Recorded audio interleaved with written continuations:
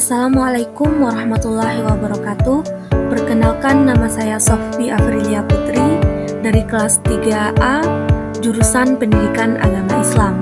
Di sini saya akan menjelaskan materi tentang lingkungan belajar dan faktor-faktor non-intelektual siswa, mata kuliah Psikologi Pendidikan dengan dosen pengampu Ibu Karlini Oktarina MPDGL.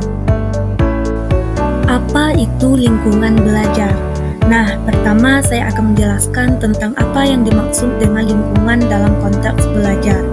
Lingkungan dapat dimaknai sebagai suatu keadaan atau kondisi yang dapat mempengaruhi proses perkembangan dan pertumbuhan manusia. Artinya, segala sesuatu yang ada di sekitar kita, baik itu tempat, suasana, maupun interaksi memiliki peran penting terhadap bagaimana seseorang berkembang dan belajar. Kemudian, menurut Winkel tahun 1996, belajar itu sendiri merupakan sebuah aktivitas psikologis. Dalam proses belajar, seseorang individu tidak hanya menerima informasi, tetapi ia secara aktif berinteraksi dengan pengetahuan. Interaksi aktif inilah yang membantu seseorang memperluas pemahaman, mengasah keterampilan, serta membentuk nilai dan sikap. Jadi, belajar tidak sekedar menghafal, tetapi benar-benar melibatkan proses mental dan pengalaman. Selanjutnya, Amalia dan Wafikni menjelaskan bahwa lingkungan belajar mencakup tempat, suasana, dan sarana yang memungkinkan peserta didik menemukan dan memahami konsep-konsep baru. Ketika lingkungan belajar itu baik, maka siswa dapat mengalami perubahan perilaku sebagai hasil dari proses belajarnya. Dengan kata lain, lingkungan yang mendukung akan membantu siswa untuk lebih mudah memahami materi dan mengembangkan kemampuan mereka. Ada beberapa jenis lingkungan belajar. Yang pertama yaitu lingkungan belajar efektif. Lingkungan belajar yang efektif adalah suasana belajar yang mampu menumbuhkan semangat siswa, menumbuhkan keinginan mereka untuk belajar, serta mendukung seluruh kegiatan pembelajaran secara optimal.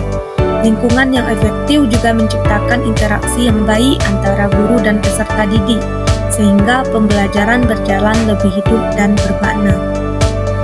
Untuk dapat menciptakan lingkungan belajar yang efektif, pengelolaan kelas harus dilakukan secara sistematis dan penuh tanggung jawab.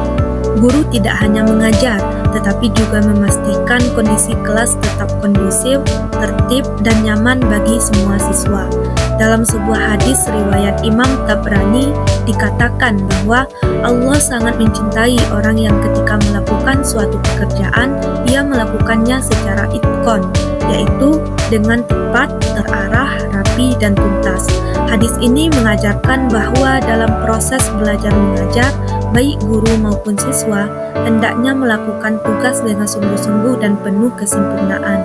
Nilai itqon ini sangat relevan untuk menciptakan lingkungan belajar yang efektif. Lingkungan belajar yang efektif memiliki beberapa karakteristik penting. Pertama, kondisi fisiknya nyaman, maksudnya adalah kelas bersih, pencahayaan cukup, ventilasi baik, dan tempat duduk tertata rapi. Kedua, pengelolaan kelas dilakukan dengan baik sehingga proses belajar tidak terganggu. Ketiga, metode pembelajaran variatif sehingga siswa tidak cepat bosan. Keempat, suasana sosial dan emosional di kelas positif. Guru dan siswa menjalin hubungan yang baik. Guru dan siswa saling mendukung dan menghargai. Dan yang kelima, media belajar tersedia dengan memadai, sehingga dapat membantu siswa memahami materi dengan lebih mudah. Ada beberapa langkah praktis yang bisa dilakukan untuk menciptakan lingkungan belajar yang efektif. Yang pertama adalah menyusun rencana pembelajaran secara matang, agar kegiatan belajar menjadi jelas dan terarah. Kedua, membangun komunikasi dua arah antara guru dan siswa agar pembelajaran lebih interaktif. Ketiga, menjaga kebersihan dan kenyamanan sekolah, karena lingkungan yang bersih dapat meningkatkan fokus belajar. Keempat, memberikan penghargaan atau motivasi kepada siswa yang berprestasi sebagai bentuk apresiasi. Dan yang terakhir adalah menanamkan nilai itqon, yaitu semangat untuk melakukan segala sesuatu dengan sungguh-sungguh dan maksimal. Selanjutnya ada lingkungan belajar inovatif. Menurut Kamus Besar Bahasa Indonesia, inovatif adalah suatu upaya memperkenalkan hal-hal baru yang bertujuan untuk pembaruan dan peningkatan mutu. Dalam konteks pendidikan, inovasi berarti kemampuan menciptakan ide, metode, atau strategi baru yang dapat meningkatkan kualitas proses belajar mengajar. Lingkungan belajar inovatif adalah suasana belajar yang dirancang secara kreatif dengan menggunakan berbagai pendekatan, strategi, dan teknologi baru. Tujuannya adalah agar siswa menjadi lebih aktif, antusias, dan termotivasi dalam belajar. Dalam lingkungan inovatif, peran guru berubah. Guru bukan hanya penyampai materi, tetapi menjadi fasilitator yang membimbing siswa menemukan pengetahuan. Guru juga perlu menciptakan pembelajaran yang menyenangkan, relevan, dan sesuai dengan kehidupan siswa. Ada beberapa contoh penerapan lingkungan belajar inovatif, antara lain yang pertama ada project-based learning, yaitu pembelajaran berbasis proyek yang mendorong siswa memecahkan masalah melalui kegiatan nyata. Yang kedua ada problem-based learning, yaitu pembelajaran berbasis masalah yang mengajak siswa berpikir kritis dan kreatif. Yang ketiga ada blended learning, yaitu memadukan pembelajaran tatap muka dengan pembelajaran online. Dan yang terakhir ada pemanfaatan media digital seperti video, aplikasi interaktif, atau platform digital lainnya untuk membuat pembelajaran lebih menarik. Lingkungan belajar inovatif memiliki beberapa ciri khas. Pertama, memberikan ruang bagi siswa untuk berekspresi dan berkreasi. Kedua, menggunakan media dan teknologi modern untuk mendukung pembelajaran. Ketiga, mendorong kolaborasi antara guru dan siswa. Yang keempat, menyesuaikan metode pembelajaran dengan gaya belajar masing-masing siswa. Dan yang terakhir adalah selalu mengaitkan teori dengan praktik dan pemecahan masalah nyata. Untuk mewujudkan lingkungan belajar yang inovatif, guru dapat melakukan beberapa langkah berikut. Pertama, menciptakan suasana kelas yang menyenangkan dan partisipatif. Kedua, mengintegrasikan teknologi ke dalam pembelajaran. Ketiga, menerapkan pembelajaran berbasis proyek dan masalah yang nyata. Keempat, meningkatkan kolaborasi antara guru dan siswa melalui diskusi atau kerja kelompok. Dan yang terakhir, guru perlu meningkatkan profesionalitas dengan mengikuti pelatihan atau workshop agar tetap mengikuti perkembangan zaman. Selanjutnya ada faktor-faktor non-intelektual siswa. Apa itu faktor non-intelektual siswa? Nah, faktor non-intelektual adalah berbagai aspek di luar kemampuan intelektual atau kecerdasan yang ikut mempengaruhi keberhasilan belajar siswa. Jadi, meskipun seseorang siswa memiliki kemampuan intelektual yang baik, namun jika faktor non-intelektualnya lemah, hasil belajarnya tetap bisa tidak optimal. Faktor ini mencakup berbagai aspek kepribadian seperti motivasi, minat, sikap, emosi, kebiasaan belajar, serta lingkungan sosial, budaya, dan kondisi ekonomi. Semua faktor tersebut berperan sangat penting dalam membentuk kesehatan mental siswa dan stabilitas emosional mereka selama proses belajar. Selanjutnya ada jenis-jenis faktor non-intelektual. Yang pertama adalah motivasi. Motivasi adalah dorongan internal yang membuat siswa mau belajar. Siswa yang memiliki motivasi yang tinggi biasanya menunjukkan semangat, inisiatif, dan ketekunan. Sebaliknya, siswa yang motivasinya rendah mudah menyerah dan kurang antusias terhadap pembelajaran. Motivasi ini ada dua jenis. Yang pertama, motivasi intrinsik, yaitu dorongan yang muncul dari dalam diri, misalnya karena ingin tahu. Dan yang kedua ada motivasi ekstrinsik, yaitu dorongan dari luar seperti pujian, hadiah, atau nilai. Faktor kedua adalah minat. Minat adalah kecenderungan seseorang untuk memberi perhatian lebih pada suatu aktivitas yang ia sukai. Dalam konteks pendidikan, minat belajar adalah rasa suka dan ketertarikan siswa terhadap pelajaran. Jika siswa berminat, mereka akan belajar dengan antusias tanpa merasa dipaksa. Sebaliknya, jika tidak ada minat, siswa akan mudah bosan dan sulit fokus. Selanjutnya adalah sikap dan karakter. Sikap siswa terhadap pelajaran, guru, maupun lingkungan sekolah sangat mempengaruhi hasil belajar. Sikap positif seperti menghargai guru, tekun, dan terbuka terhadap materi akan meningkatkan prestasi belajar. Namun jika siswa memiliki sikap negatif, misalnya mudah mengeluh atau tidak menghargai guru, hal tersebut dapat menghambat pembelajaran. Faktor keempat adalah emosi. Emosi siswa selama belajar sangat menentukan kualitas pembelajaran. Emosi positif seperti senang dan percaya diri akan meningkatkan konsentrasi serta mempermudah pemahaman. Sebaliknya, emosi negatif seperti cemas, marah, atau stres akan menghambat proses belajar karena siswa sulit fokus dan cepat merasa lelah. Faktor berikutnya adalah kebiasaan belajar. Kebiasaan belajar merupakan pola perilaku belajar yang dilakukan secara terus-menerus. Kebiasaan belajar yang baik ditandai dengan kemampuan mengatur waktu, mengerjakan tugas tepat waktu, mengulang pelajaran, serta konsistensi dalam belajar. Siswa yang memiliki kebiasaan belajar buruk biasanya belajar mendadak, tidak teratur, dan sulit mempertahankan prestasi. Faktor keenam adalah lingkungan sosial dan budaya. Dukungan keluarga, teman sebaya, serta masyarakat sangat berpengaruh terhadap semangat belajar siswa. Lingkungan keluarga yang peduli pendidikan, memberikan perhatian, dan membiasakan budaya belajar akan mendorong siswa menjadi lebih rajin. Sebaliknya, jika lingkungan sosialnya kurang mendukung, siswa mungkin tidak memiliki motivasi yang kuat untuk belajar. Faktor yang terakhir adalah kondisi ekonomi keluarga. Keterbatasan ekonomi seringkali menjadi hambatan bagi siswa, misalnya tidak mampu membeli buku, perlengkapan sekolah, atau fasilitas pendukung belajar lainnya. Dalam kondisi seperti ini, dukungan pemerintah maupun sekolah melalui beasiswa atau bantuan pendidikan sangat diperlukan agar siswa tetap dapat belajar dengan semangat tanpa terhalang masalah finansial. Selanjutnya, hubungan antara lingkungan belajar dan faktor non-intelektual siswa. Keduanya memiliki hubungan yang sangat kuat dan tidak dapat dipisahkan. Lingkungan belajar yang baik akan memperkuat berbagai aspek non-intelektual seperti motivasi, minat, emosi positif, dan kebiasaan belajar siswa.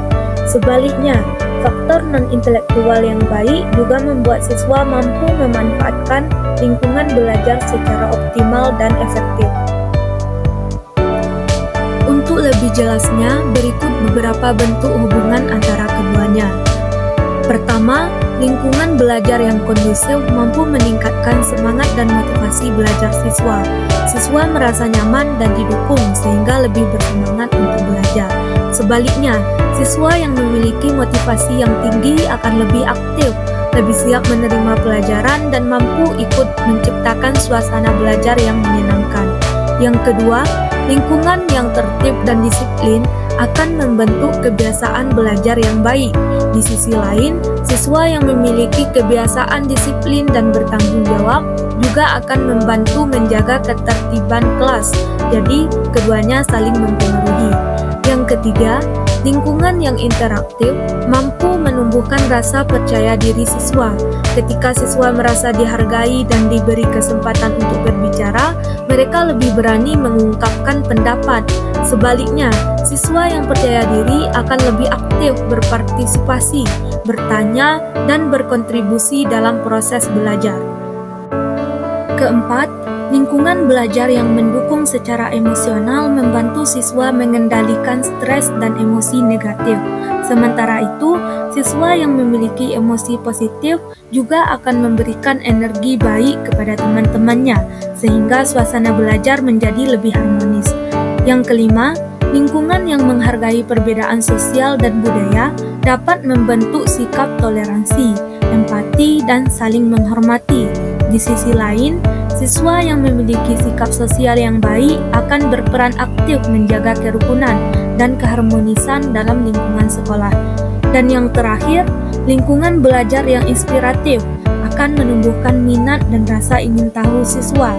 Sebaliknya, siswa yang memiliki minat tinggi biasanya akan berusaha memperkaya dan memperindah lingkungan belajarnya, misalnya dengan menjaga kerapian atau aktif dalam kegiatan kelas.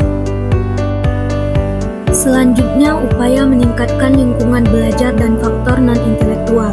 Yang pertama adalah meningkatkan kualitas lingkungan fisik sekolah. Maksudnya, lingkungan sekolah harus dibuat nyaman dan mendukung kegiatan belajar. Contohnya, ruang kelas yang bersih, pencahayaan yang cukup, ventilasi yang baik, serta ketersediaan fasilitas seperti meja dan kursi yang layak, perpustakaan dan area bermain. Lingkungan fisik yang baik dapat membuat siswa lebih fokus, lebih betah, dan lebih bersemangat selama proses pembelajaran. Upaya berikutnya adalah memperkuat hubungan antara guru dan siswa. Hubungan yang positif akan menciptakan rasa aman dan nyaman bagi siswa dalam belajar. Guru perlu bersikap terbuka, menghargai siswa, serta memberikan perhatian yang adil. Ketika hubungan guru dan siswa baik, siswa cenderung lebih percaya diri, lebih aktif bertanya, dan tidak takut membuat kesalahan. Selanjutnya adalah meningkatkan peran orang tua. Orang tua juga memiliki tanggung jawab besar dalam mendukung pendidikan anak. Keterlibatan mereka bisa berupa mengawasi belajar anak, berkomunikasi dengan guru, mendampingi pengerjaan tugas, dan memberikan motivasi. Jika orang tua terlibat, perkembangan akademik maupun emosional anak akan lebih optimal. Selanjutnya, selain aspek akademik, siswa juga perlu dibekali keterampilan sosial dan emosional. Misalnya, kemampuan bekerja sama, berkomunikasi, mengendalikan emosi, serta menyelesaikan konflik. Guru dapat memberikan kegiatan kelompok, permainan edukatif, maupun diskusi kelas. Keterampilan sosial emosional ini sangat penting untuk membantu siswa beradaptasi dan berkembang secara menyeluruh. Selanjutnya, iklim sekolah juga harus diciptakan sepositif mungkin. Artinya, sekolah menjadi tempat yang aman, bebas dari bullying, menghargai keberagaman, dan mendukung semua siswa tanpa kecuali. Ketika iklim sekolah inklusif, siswa merasa diterima, dihargai, dan tidak takut mengekspresikan diri. Hal ini dapat meningkatkan motivasi belajar serta kesejahteraan psikologis mereka. Dan yang terakhir adalah penguatan karakter dan nilai spiritual. Pendidikan bukan hanya soal akademik, tetapi juga membentuk akhlak, disiplin, tanggung jawab, dan nilai-nilai keagamaan. Penguatan karakter bisa dilakukan melalui teladan guru, kegiatan keagamaan, pembiasaan perilaku baik, serta pemberian motivasi. Jika karakter dan spiritual siswa kuat, mereka akan lebih siap menghadapi tantangan baik di sekolah maupun di luar sekolah. Nah, dari beberapa materi yang telah saya jelaskan tadi dapat kita simpulkan bahwa lingkungan belajar yang efektif, inovatif, dan nyaman sangat berpengaruh terhadap keberhasilan pendidikan karena tidak hanya meningkatkan kemampuan akademik tetapi juga membentuk faktor non-intelektual seperti motivasi, disiplin, kepercayaan diri, dan keterampilan sosial siswa. Lingkungan yang baik dan kondisi psikologis siswa saling mendukung dalam menciptakan suasana belajar yang harmonis dan produktif. Upaya peningkatan seperti perbaikan fasilitas sekolah, penguatan hubungan guru dan siswa, keterlibatan orang tua, pengembangan sosial emosional, serta penanaman nilai karakter dan spiritual menjadi kunci bagi terciptanya proses pendidikan yang lebih bermakna dan melahirkan peserta didik yang cerdas, berkarakter, dan siap menghadapi tantangan masa depan. Berikut ini beberapa referensi yang saya gunakan sebagai rujukan dalam pembuatan materi presentasi ini.